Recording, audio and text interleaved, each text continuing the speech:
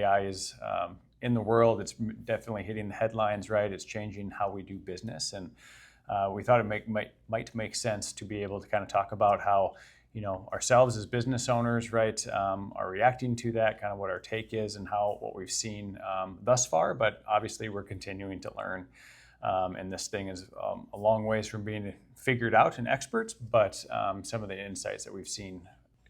Obviously, everything in the news is about these big AI companies, right? Or how it's applying to the Anthropics or the Facebooks, yeah. Oracles, Googles, right? Seems like all the big guys, how it's really impacting them and changing their business, and all we're seeing is the headlines of this or that.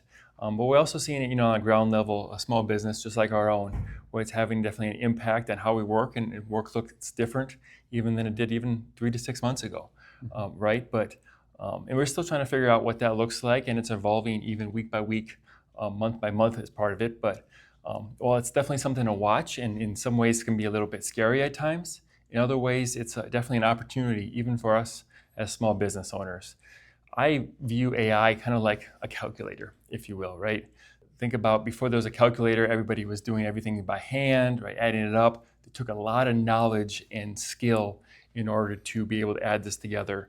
And then a calculator came along, and I'm sure at first it was like, oh my gosh, we're never going to need math ever again, right? We're going to need half the number of counts again, or something like that. But those people that then embrace the calculator, and then think about when Excel came along, right? Now, no longer just have a calculator and a pen and paper, but Excel, and being able to utilize that tool, and how much more we're able to analyze the data. It's kind of the same mindset about AI. It's just a new tool, but how we use that tool and what that looks like now and in the future is something that we definitely want to be part of the conversation, want to evolve with as the tool evolves, and then stay on the leading edge, but at the same time recognize that how that looks like for a big business. It is different than a small business, but there's still opportunity in small business for it. So.